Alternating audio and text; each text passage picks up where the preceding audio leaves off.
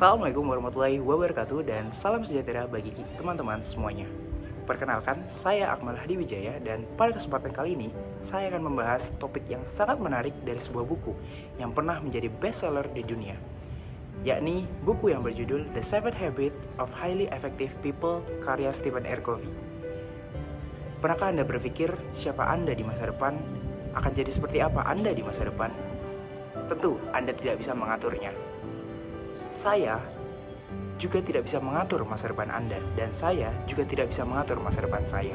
Yang pasti ialah semua orang menginginkan masa depan yang baik, yang cerah. Oleh karena itu, yang bisa dilakukan saat ini ialah melakukan sesuatu yang berdampak baik untukmu di masa depan. Oleh karena itu, pentingnya melakukan hal-hal yang baik untuk menjadi sebuah kebiasaan, hingga kebiasaan itu menjadi suatu kebiasaan-kebiasaan yang akan normal bagi dirimu. Bagaimana caranya? The 7 Habits of Highly Effective People merupakan salah satu jawabannya. Buku ini berisi kiat-kiat tentang pengembangan diri dan manajemen. Covey memperkenalkan 7 kebiasaan yang dapat membantu untuk individu menjadi lebih efektif dalam hidup pribadinya maupun hidup profesionalnya. Berikut adalah rangkuman lengkap dari masing-masing kebiasaan. Kebiasaan pertama, jadilah proaktif. Terdapat 3 poin utama. Yang pertama ialah menekankan pentingnya untuk mengambil tanggung jawab atas tindakan dan keputusan kita. Kedua, proaktif berarti bertindak berdasarkan nilai-nilainya, bukan reaksi terhadap kondisi dari eksternal. Covey mengajak pembaca untuk fokus pada hal-hal yang dapat untuk mempengaruhi dan tidak terjebak dalam hal-hal di luar kendali mereka. Kebiasaan kedua ialah mulailah dengan tujuan akhir. Di sini, mendorong individu untuk memiliki visi dan tujuan yang jelas dalam hidup mereka. Covey menyarankan pembaca untuk membuat pernyataan tentang misi pribadi untuk mencerminkan nilai dan tujuan hidup dari mereka.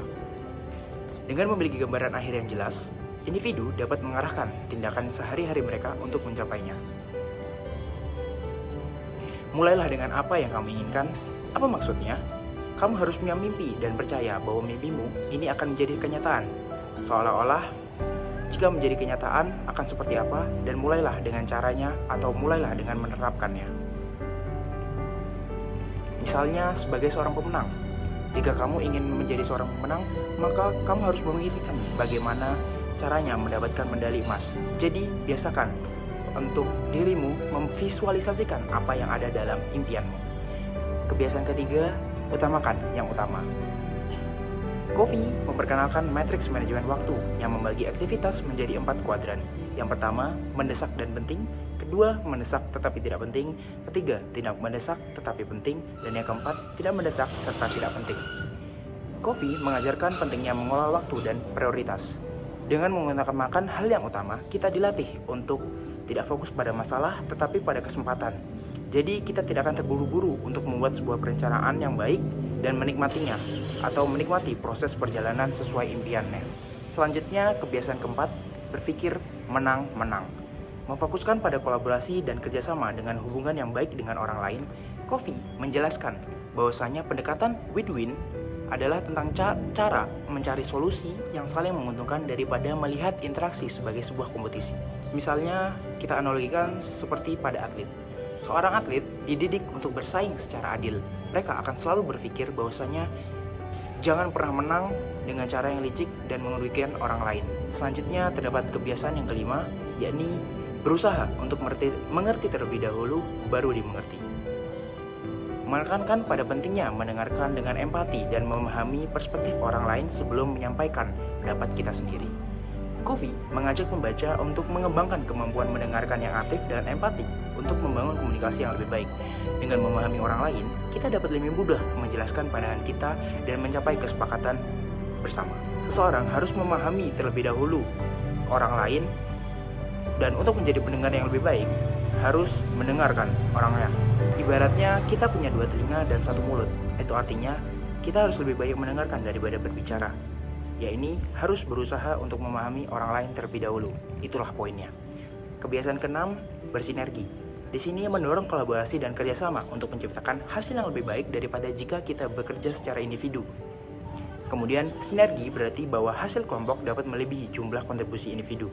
Covey menekankan bahwa perbedaan dapat menjadi kekuatan jika kita belajar untuk menghargai dan memanfaatkan keragaman yang ada. Pencapaian dan kesuksesan kebanyak orang itu bukan hasil usaha murni dari seseorang itu sendiri. Pasti ada campur tangan orang di belakangnya, pasti ada mentor-mentor di luar yang membantunya untuk menjadi seperti yang Anda perhatikan atau yang Anda idolakan sekarang. Dan kebiasaan yang terakhir ialah kebiasaan ketujuh, memperbarui diri secara berkala. Menekankan pentingnya dengan menjaga keseimbangan dan memperbarui diri secara fisik, mental, emosional, dan spiritual. Covey mengajak pembaca untuk terlibat dalam kegiatan yang meningkatkan kualitas hidup, seperti berolahraga, membaca, meditasi, dan pengembangan diri. Pembaruan diri memungkinkan individu untuk tetap produktif dan efektif dalam jangka yang panjang.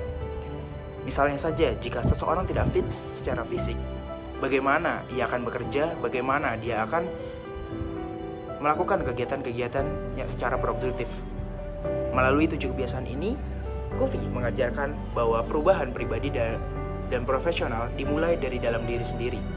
Dengan menerapkan kebiasaan-kebiasaan ini, individu dapat mencapai tujuan mereka dan menciptakan kehidupan yang lebih bermakna. Semoga inspirasi dari Stephen R. Covey tentang 7 kebiasaan yang efektif bisa memberi kita pandangan yang luas dan yang lebih baik tentang prinsip yang lebih baik untuk membangun masa depan yang sukses. Wassalamualaikum warahmatullahi wabarakatuh. Salam.